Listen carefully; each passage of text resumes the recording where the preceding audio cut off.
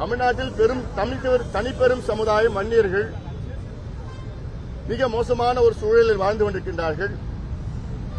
அவர்களுக்கு தனியாக இடஒதுக்கீடு வேண்டும் என்ற ராமசாமி படையாச்சியருடைய கோரிக்கை. அது மட்டுமல்ல, உச்சநீதிமன்றம் தீர்ப்பு வழங்கி, அதாவது உச்சநீதிமன்றம் 1265 நாட்களுக்கு முன்பு மிகப்பெரிய ஒரு தீர்ப்பை வழங்கி இருக்கிறது. அந்த தீர்ப்பின்படி தமிழ்நாட்டில் வன்னியர்களுக்கு தனி ஒதுக்கீடு அல்லது உள்ஒதுக்கீடு வழங்குவதற்கு எந்த தடையும் கிடையாது. தாராளமாக தமிழக அரசு வன்னியர்களுக்கு உள்ஒதுக்கீடு தனி ஒதுக்கீடு வழங்கலாம் என்ற மிகப்பெரிய தீர்ப்பு. இது அப்சர்வேஷன் கிடையாது, இது தீர்ப்பு. அந்த தீர்ப்பிலே பாகம் 68, 73 பேராகிராஃப் இதிலே தெளிவாக சொல்லியிருக்கின்றார்கள். இந்த தீர்ப்பு 1265 நாட்கள் ஆகிறது. 30 நாளில் சாதாரணமாக கொடுக்கின்ற அந்த இடஒதுக்கீடு இன்று வரை முதலமைச்சர் ஸ்டாலின் அவர்கள் அதை நிறைவேற்றவில்லை. மருத்துவர் ஐயா அவர்களும் சரி, நானும் சரி, எங்க கட்சியில் உள்ள மூத்த தலைவர்களும் சரி, பல முறை முதலமைச்சரை சந்தித்தோம், சட்டமன்றத்திலே வாதம் கொடுத்தோம். அது மட்டுமல்ல, அதிகாரிகளையும் அமைச்சர்களையும் நூற்றுக்கணக்கான முறை சந்தித்தோம்.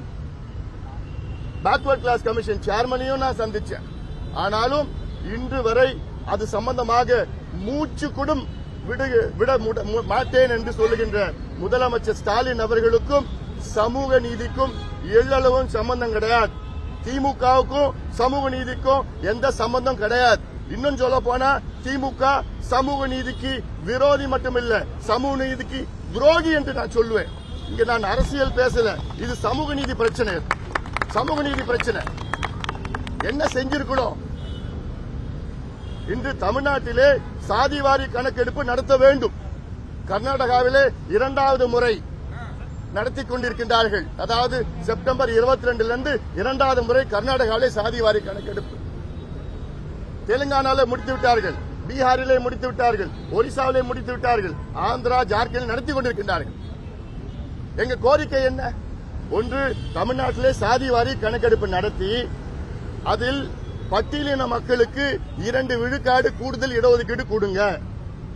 பட்டியலினத்திற்காக 18 விழுக்காடு இடஒதுக்கீடு இருக்கிறது.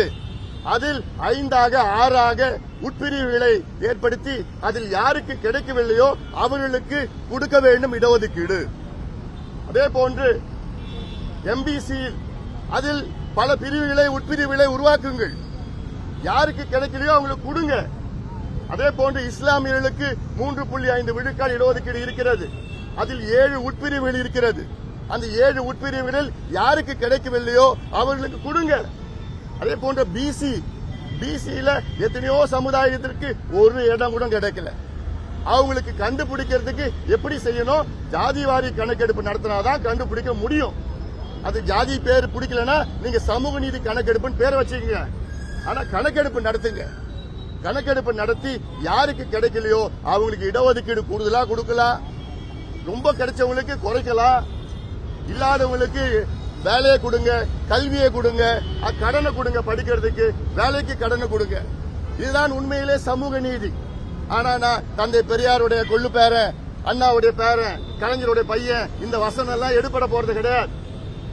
இவ்வளவு பெரிய துரோகம் முதலமைச்சர் ஸ்டாலின் அவர்கள் தமிழ்நாட்டு மக்களுக்கு செய்து கொண்டிருக்கின்றார். இது ஏதோ வன்னியர் பிரச்சனை கிடையாது, இது ஜாதி பிரச்சனை கிடையாது, இது சமூக நீதி பிரச்சனை.